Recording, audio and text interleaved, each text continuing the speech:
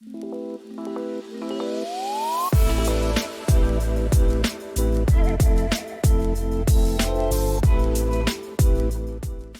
name is Anne Kirkhoff and my husband Mike is on home dialysis, nocturnal dialysis. When Mike was starting dialysis, one of the nurses came here first to explain the different forms of dialysis that was available. There was a problem, Mike couldn't have one type for various reasons. So anyway, they discussed it all with us and we decided that we'd go for the nocturnal one because it seemed the best form really. When he first started having dialysis, it was 3 times a week at the hospital for 4 hours a day. Now he does 9.5 hours a night, 5 nights a week. So he has a far longer treatment, which is far beneficial for him. And it's a kinder treatment for the body. So a sort of more delicate dialysis, if you like. Going back and forth to the hospital, but basically if you're there for 4 hours, it's a full day really, 45 minutes to get there from where we live. By the time he's on the machine and set up, and then it's more or less a full day because you can't really do anything for the rest of the evening. Each partner has different ideas what they want to do. It consists of basically supporting him, helping him set up the machine when he's ready for dialysis, doing all the ordering for his medical supplies, keeping in touch with the hospital, liaising with the engineers if there's anything that goes wrong, and just generally being a support. We learnt in the hospital, it took about 4 months, I think. They were very, very thorough. When we first started at home, the staff came with us for about 5 nights and watched what we were doing, double-checked everything, and then let us get on with it on our own.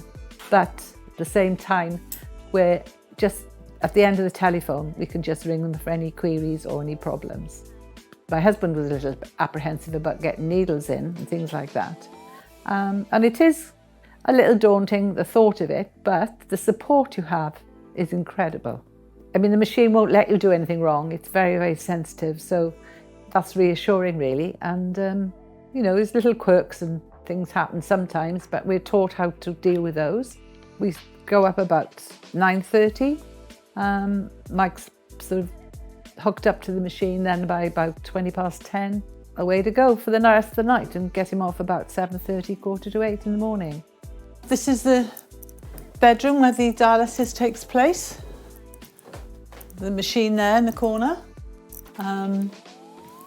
It's quite a big bedroom, so we're very lucky really. We've got plenty of room. More supplies in here. And more supplies in the next room.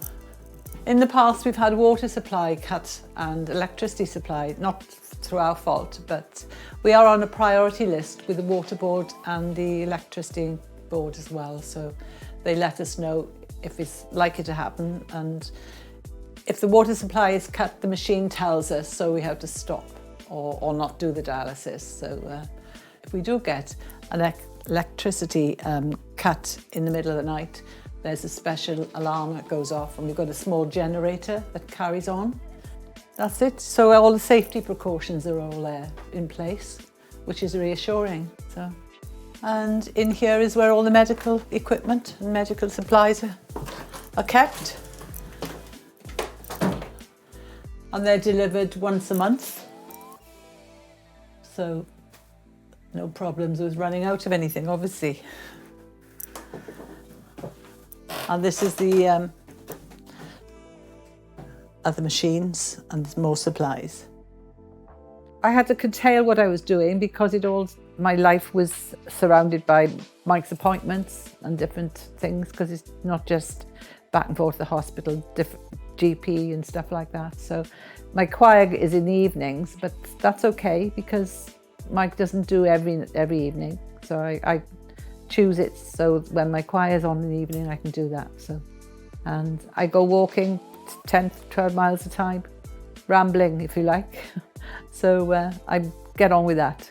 My daytime is fine, it's great. So basically I've got my freedom back. We've been on holiday, we've been abroad on holiday to Lanzarote, where my husband had dialysis over there.